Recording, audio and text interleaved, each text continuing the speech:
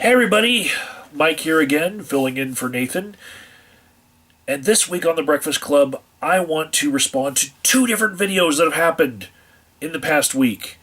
The first one was from Robert Wallace, a guest host, and his video was about selfishness. And what I want to say in response to it is it's really easy to look at the opposition and say, those are the selfish guys, right?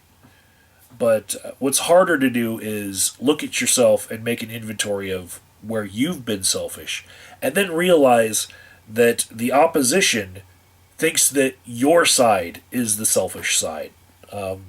You think they're wrong, they think you're wrong, right? And from the perspective of the opposition, in context of the examples that Robert gave, which were the conservatives were the selfish ones. The conservative people think the liberal people are selfish, and here's some of the ways they think that. They like to share memes, the libertarians and conservatives, about democracy is a sheep and three wolves at a table trying to decide what they're going to have for dinner. In the same way, when you have a bunch of poor liberal people and you have a bunch of rich conservative people, if the poor liberal people start outnumbering the rich conservative people, they're just going to vote themselves a bunch of the rich conservative people's money through taxation, right? And when they do that, they're voting in their own self-interest. And that is selfish. They're thinking about, here we are as poor people, we want our needs met. We need to be thinking about us, and those people we want, so let's take, That's the perspective of the conservatives, and they see that as selfishness on the liberal side. And so I think it's better to look at selfishness as part of human nature. It's a way of explaining how people will operate if they are given no other criteria that would be external to their selfishness as being the priority. They're going to just fall back on their own selfishness. And in my occupation, many times it's my job to counsel somebody who really can't think on another level, especially when they're in the cloud of a drug-induced mindset.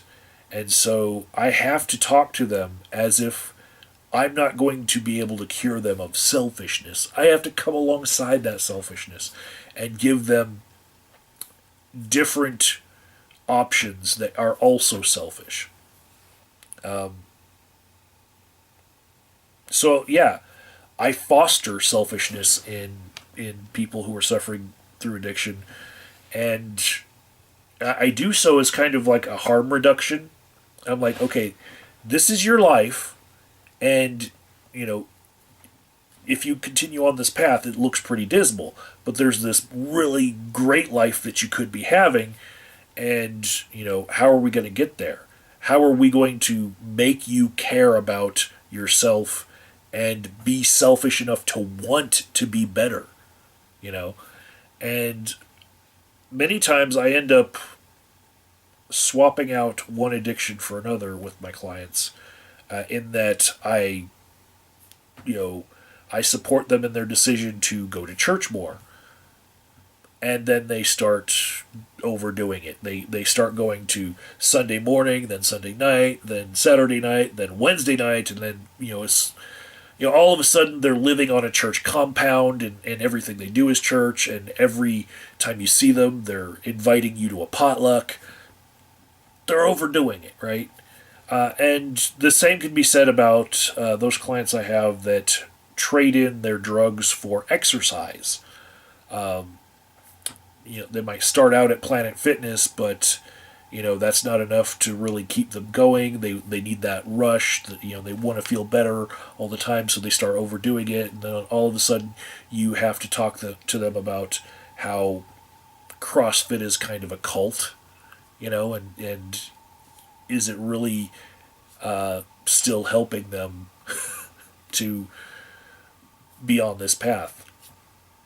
But for the most part, I think when we swap out these addictions for something that selfishly they're wanting to have a better life, they end up doing so in this harm reduction way. They move from one addiction to another. And I think another way of thinking about it, just like a thought experiment on, how selfishness can help, would be like clear your mind for a minute and just think, you are now God, right? You're in control of this planet, right? How do you want the people on this planet to feel? Do you want them to have a dismal life, or do you want them to have a pretty good life with, a lot of ups and not a lot of downs? People who selfishly want the world to be a little bit better, they're going to actually take ownership over the experiences of other people in a kind of a pro-social way, where they're going to want other people to have a good experience. And they're going to care about other people because in their ideal world that they have ownership of, there's less pain and suffering, right? The people who don't take ownership of it, and they say, oh, well, everybody else's experience, that's just, their business. I don't want to be in control of everyone else.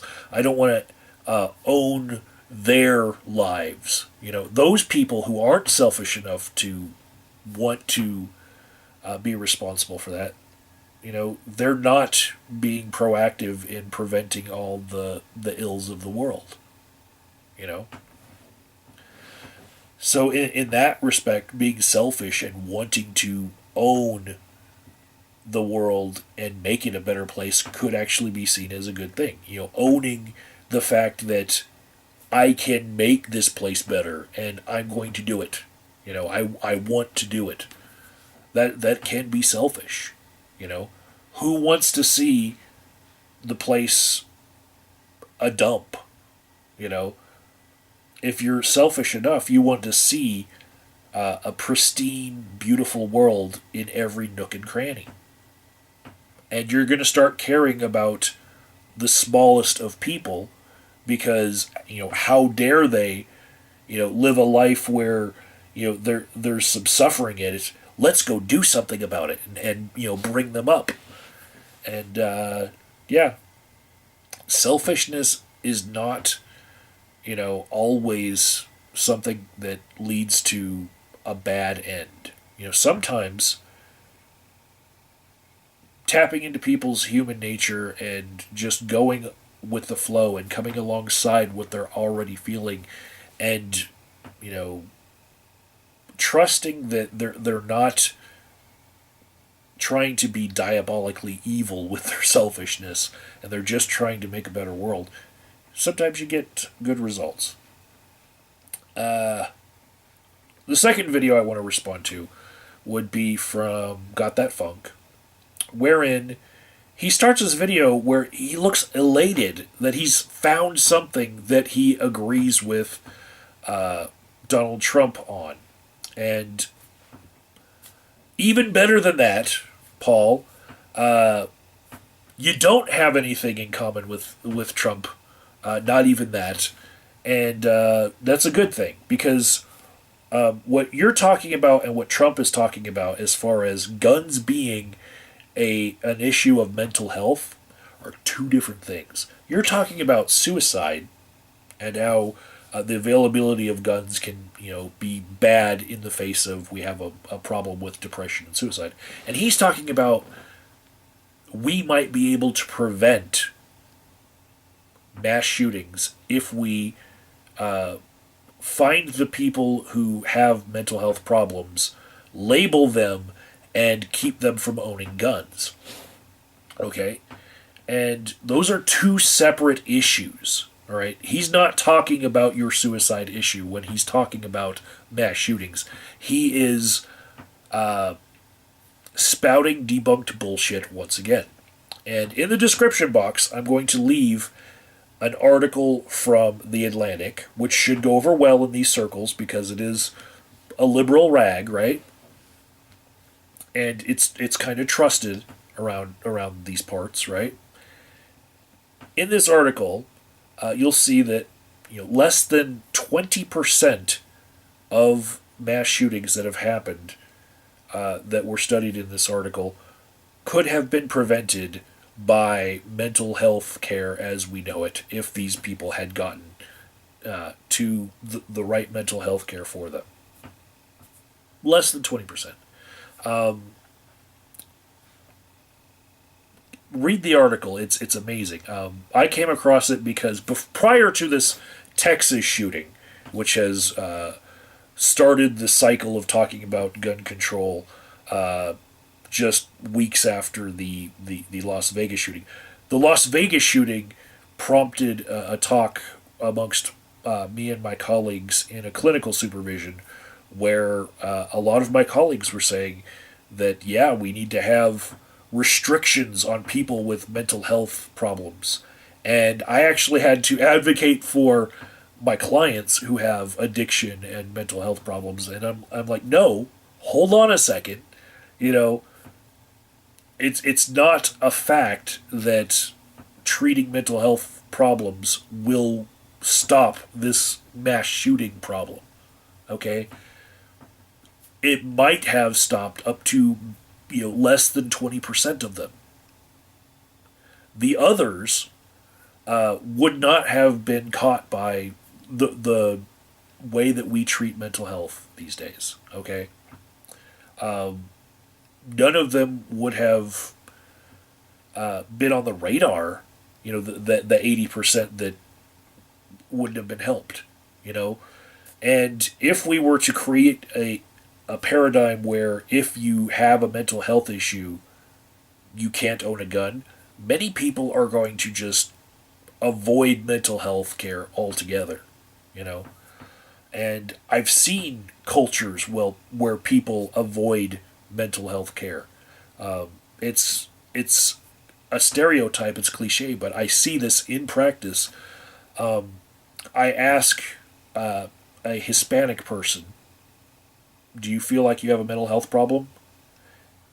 And I feel like I know the answer before I even ask the question, and it's no. None of them feel like they have a mental health problem because it's so taboo in the Latin culture to have a mental health problem, right? So they don't want to be labeled, so they never seek out healthcare, and it's very much a true stereotype here in Denver. That's my experience.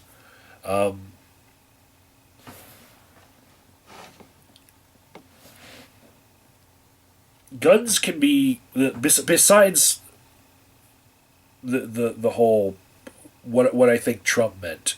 If we just talk about what Paul meant about guns being available might make more suicides happen, and make them in a way where they can't be premeditated, and thought out in a way where people might decide otherwise. I'm just going to say that just because the gun is there doesn't mean the person didn't take a long time in deliberating, right? Yes, the actual act might take just a couple seconds, but that doesn't mean that they didn't think about it for a very, very long time. Also, the immediacy of the act of a bullet going through you and it being very gory and very painful for a second can be a deterrent to taking your own life versus the painless ways of taking your life, like taking a bunch of painkillers or putting your car in a garage and locking yourself in the garage and dying of carbon monoxide poisoning, right? Or exsanguination through a needle that's stuck in your femoral artery. You know, less painful ways might, to some people, make them actually commit the act a little bit quicker than thinking about a very painful way or a very immediate way. People might be more likely to try something that they can reverse later. And what's unfortunate about all of these hypothetical situations and all this conjecture is it's actually unethical to test on human beings whether or not I'm right or Paul's right. We just can't do it. And so we have to go on statistics. But I can tell you that the statistics bear out that suicide by gun, when it's actually attempted, is upwards of 90% effective.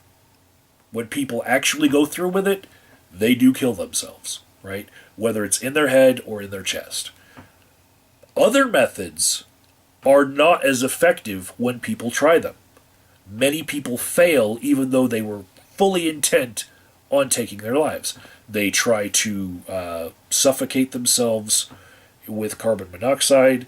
They try to slit their wrists, and they get found, unconscious and blue. All sorts of other ways. Drug overdoses that don't work. And what often happens in these cases is they get left a shell of who they were. Sometimes they turn themselves into a vegetable, okay? And that leaves a huge burden on their family, right? So taking away the method of killing yourself being a gun, where it's 90% effective or more, leaves methods that would more likely burden a family with care of somebody who is an invalid. And how is that better? That the family would not have a very quick, very painful, at first, death in the family versus having to toil and suffer over somebody who might as well be dead, because they are not the same person. Every way that you would attempt suicide creates pain. Pain for you, pain for your family, pain for everyone that loves you, right? And what we're talking about is, what flavor of pain do you want? Do you want someone to be able to die instantaneously, or do you want them to maybe fail because the method that they're using isn't as effective? And then what's left over from that? Constant reminders that this person tried to kill themselves and now they are a burden on their family and must be taken care of. And maybe their family, dies off or disowns them and just they become a ward of the state, and they become a burden on society that way. How right is it to wish a more painful death on someone? Just think about this. If guns aren't available for suicide, then many of the other options have a more prolonged experience, where you're going to have someone conscious and in pain from the struggle, versus the wrist slitting, poison, versus car crash, maybe, jumping off a bridge. A lot of that can be very, very painful, versus firing squad, which, when you look at the death penalty, when you're weighing the pros and cons, this has already been borne out. Firing squad is the cleanest, cheapest, and most effective, quickest way to kill someone, right? Versus, say, lethal injection, right? Where it's got so many things that have gone wrong with it, and ethical problems where you've got doctors who have to break a Hippocratic oath to oversee the bullshit that's going on. I'm personally not a proponent of the death penalty at all, but what it has shown is that when someone dies by firing squad, they die pretty quick versus lethal injection, which, I mean, the mental anguish alone of seeing a needle stuck in your arm and knowing that the poison that's going to kill you is going to come from it, and how long it takes for that whole process, and the whole march of pain down the corridor towards that chamber. Like, holy shit. The mental anguish alone, I don't even think gets weighed in all the options that states are looking at. They look at, like,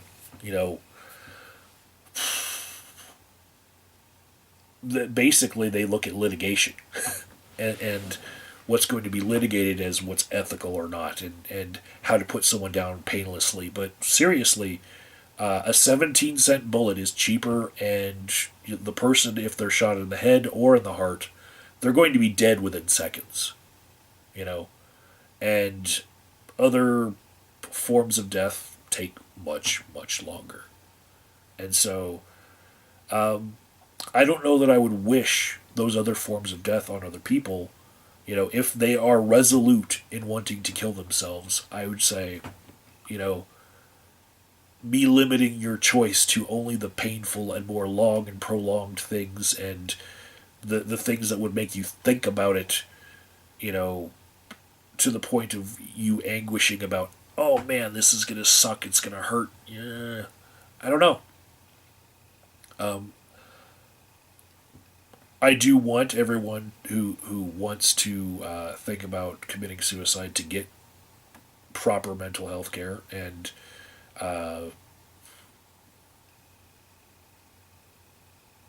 absent that, if there's nothing that the mental health professionals can do because the person just doesn't want to see them, and if they're going to take their life, I don't want them to have any pain in that. Anyways, if you're watching this video and you're not subscribed to the Breakfast Club, please hit the subscribe button. And Nathan, please come back. Please. Soon. Quickly. Laters.